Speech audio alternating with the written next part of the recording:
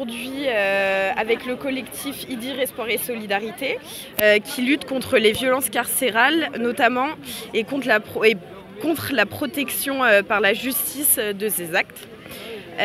Donc bonjour, merci déjà de nous accorder du temps parce qu'on sait que c'est un jour qui n'est pas forcément facile et donc merci de nous accorder ces quelques minutes. Pouvez-vous nous retracer brièvement l'histoire du collectif ? L'histoire du collectif. Le collectif IDIR Espoir et Solidarité a été créé suite à la mort de mon fils IDIR le 9 septembre 2020 au mitard de la maison d'arrêt Lyon-Corba. On a déposé plainte, posé plainte pour un meurtre. Et voilà, suite à ça, il a été créé pour lutter contre l'extrême violence pénitentiaire et contre les crimes maquillés en suicide et pour la dignité et le respect des détenus. Et la première des choses, c'est pour éclater la vérité de d'IDIR, pour savoir la mort de d'IDIR. La justice a conclu que la mort de IDIR était due à une crise cardiaque. Est-ce que vous croyez et acceptez cette conclusion ? Au début, ils ont dit crise cardiaque, et après un suicide par pendaison. Et nous, c'est pas les qualités de d'IDIR, rien à voir. IDIR, c'est pas quelqu'un qui est suicidaire, c'est pas quelqu'un. Il est fort. Il est fort de caractère, il est fort, et déjà, il est contre le suicide, contre tout ça.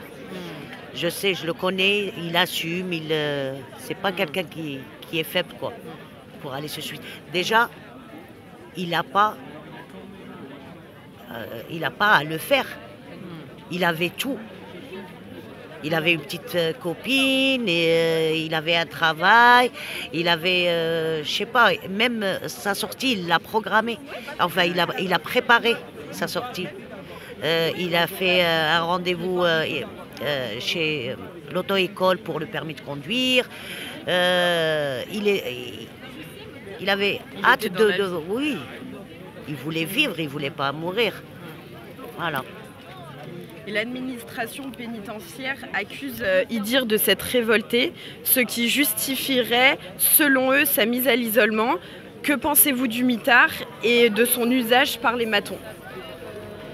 Le mitard, c'est une prison dans la prison. Celui qui rentre là-bas, soit il sort à moitié détruit moralement et physiquement. Le mitard, c'est être à la merci des surveillants. Il ne voit ni d'autres détenus, ni... Disons qu'on peut aller au mitard pour rien du tout. Pour avoir demandé des cigarettes, il suffit que l'agent, ce jour-là, soit vraiment... ça peut le déranger, qu'on l'interpelle pour une cigarette. On peut aller au mitard pour pas grand-chose, vraiment. Et puis... il y a aussi des fois où les personnes vont au mitard parce que leur dossier peut déranger, parce que aussi il y a le juge d'instruction, il faut voir comment ça se passe. Le juge d'instruction peut exercer une pression sur un détenu pour peut-être, il y a une audition qui ne lui a pas plu et cette pression peut s'exercer en prison. Il y a ça aussi, voilà. Et donc une personne peut être visée pour pas grand-chose, pour juste une interpellation d'un agent pour X raisons, pour de l'eau en plein été, parce que là, on étouffe en détention. Là aussi, on peut aller au mitard pour ça. Donc, il faut se dire, il n'y a pas vraiment on n'a pas, nous, de témoignages ou de dossiers où vraiment les détenus étaient violents pour aller au mitard. C'est vraiment pas grand-chose. En tout cas, il faut remplir le nombre de personnes au mitard. Et pour des raisons ou d'une autre, on remplit le nombre de personnes dans les mitards, mais il ne faut pas se faire d'illusions ou ne pas tomber vraiment dans les caricatures, à savoir que c'est des gens violents qui vont au mitard. On y va pour pas grand-chose. Ouais. C'est à la merci du coup des surveillants dans exactement. La prison. Il faut dire que aussi les surveillants qui sont au mitard sont sélectionnés comme les plus durs et les plus violents. Cette histoire n'est pas une histoire isolée. On entend souvent parler de morts en prison. Par exemple, celle de Mohamed à Saint-Étienne, qu'on a suivi également, ou celle de Ivan Colonna en Corse. Il y a encore beaucoup d'autres personnes qui ont été dans ces cas-là, d'autres familles aussi. Et du coup, aujourd'hui en France, pour vous, ça sert quoi réellement les prisons? Ça sert à quoi réellement les prisons en France de nos jours? Ah, rien. Là, on incarcère facilement aussi. Maintenant, il y a aussi des lois qui ont été décrétées pour des défauts de permis, pour des défauts d'assurance, pour des outrages. Il y a des personnes qui vont en prison aussi pour des histoires de divorce, pour des paiements de pension impayés. On y va pour pas grand-chose en ce moment. Et donc c'est souvent des personnes qui sont pour la première fois condamnées ou en préventive. Souvent ça arrive en préventive et non pas après une condamnation. Et donc on incarcère facilement et donc il y a une surpopulation au niveau des prisons. Il y a plus il y a plus de 250 morts par an en prison. Alors, chose qui est peu connue, il y a bien plus de morts en détention proportionnellement à la population aux États-Unis et en France. Il y a bien plus de morts en détention en France qu'aux États-Unis. À savoir qu'aux États-Unis, c'est des prisons très dures. Et lorsqu'on est condamné à perpétuité pour 100 ans de prison, on y reste on meurt là-bas. Et donc, c'est ça la différence. Comment se fait-il qu'en France, on s'interroge, c'est des jeunes ou des moins jeunes qui sont en détention et qui meurent en prison, alors qu'ils sont parfois à 3 semaines de la sortie ou 15 jours. C'est ça là, on s'interroge. Et c'est le taux de mortalité le plus élevé d'Europe aussi. Alors, même des pays occidentaux, si on compare à d'autres pays, pour ne pas aller plus loin, on pourrait le faire, mais voilà, pour résumer, c'est ça. Et donc là, beaucoup s'interrogent, qu'est-ce qui se passe en France? À savoir que le taux de mortalité par les violences policières, c'est en France qu'il y a le taux de mortalité le plus élevé en Europe. Le taux de mortalité dans les détentions, c'est en France qu'il y a le taux de mortalité le plus élevé en Europe.